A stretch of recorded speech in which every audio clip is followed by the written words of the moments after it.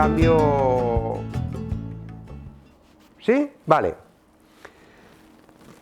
Lo primero que se colocaba en una metrópolis, en una colonia, en la parte más alta, más importante, en la ciudad alta, era un templo. Este templo era... O sea, los griegos se dieron, como eran ellos, se dieron inmediatamente cuenta de que tenía que tener un aspecto que no se pareciera en nada a ninguno de los templos que se conocían. Que estuviera colocado en una posición estratégica para que todo el mundo identificara que aquel edificio pertenece a los griegos. De hecho, si os dais cuenta, y lo veis así con cierta perspectiva, todos los edificios, todos los templos griegos son exentos, no tienen nada pegado. No es como el templo de Karnak, que tú lo ves y no sabes por dónde empezar, porque hay trozos de la 18 dinastía, de la 22, de la 24, y te pierdes y te lías.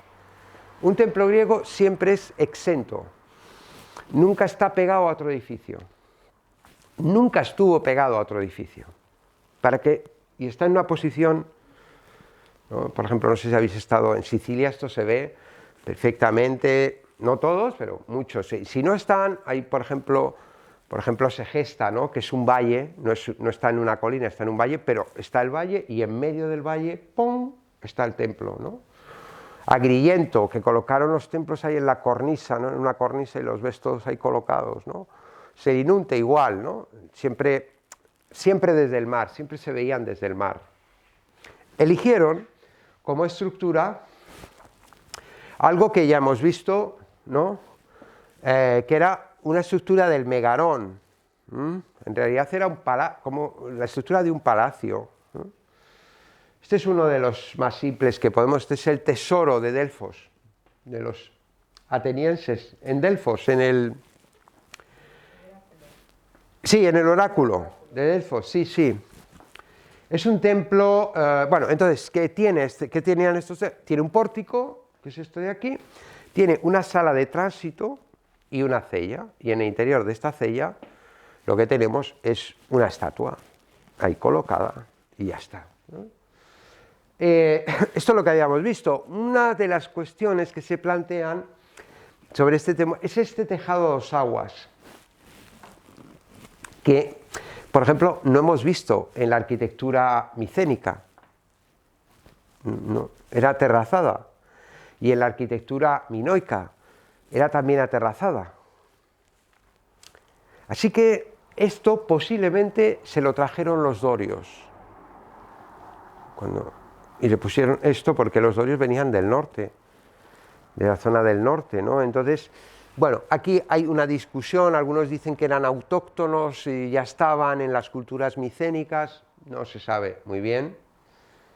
El pórtico, esta es cosa de... y la cella.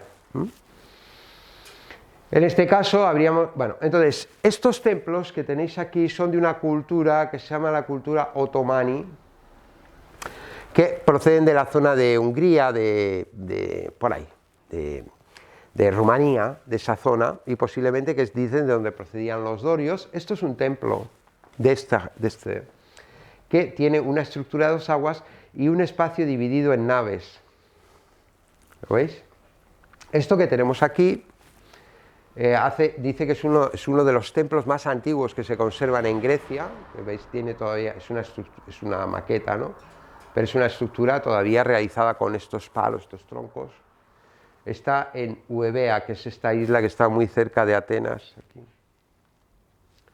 Pero, independientemente de dónde proceda su estructura, sobre la cella los griegos introducen una variable que va a dar una característica específica a su arquitectura, que es lo que se llama la columnata perimetral. Esto es lo nuevo, y en realidad es un factor decisorio porque es lo que va a dar presencia a su edificio. ¿Sí? ¿Qué es esta?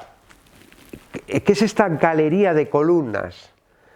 perimetrales que envuelve el santuario, la cella, el megarón,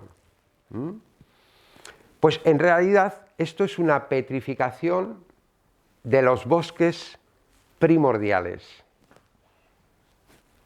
Estas columnas son árboles. ¿Por qué? Porque en la tradición milenaria, digamos, antiquizante, el origen del culto griego, los santuarios, según las tradiciones, estaban al aire libre. De hecho, en el Ágora de Atenas, en Atenas, detrás de la Stoa, hay un espacio todavía asociado a una fuente con una pequeña escultura donde dicen que era un templo, no sé si, creo que estaba dedicado a Apolo, que era un lugar donde se hacían ritos en relación a Apolo. Entonces, se hacían al aire libre. De hecho, la mayoría de los dioses griegos están asociados a árboles, tienen un árbol que les protege. Zeus, por ejemplo, es el roble, Atenea es el olivo, Apolo es el laurel. Entonces, esta idea de esta naturaleza que envuelve, ¿no?, donde vas a encontrarse con el Dios, es lo que ellos, parece ser que piensan los arqueólogos, quisieron reproducir a la hora de establecer esta columnata perimetral que da sentido a su edificio y que le da un aspecto claramente diferenciado al resto de los monumentos, aunque parece que hay cierta conexión también con los templos egipcios, ¿no?, con las salas de columnas, ¿eh? Pero como os digo, en el templo egipcio estas columnas no forman el perímetro, sino que están en el interior. El templo egipcio son los muros, ¿no?, y los pilonos. Aquí es, digamos, la columnata, el que da sentido. Y sobre esto los griegos especularon. ¿Cuántas columnas? ¿Cuadrados? ¿Alargados? ¿Cómo son de altas? ¿Qué separación tiene que haber entre ellas? ¿Cuándo sabremos que un templo es más bello que otro?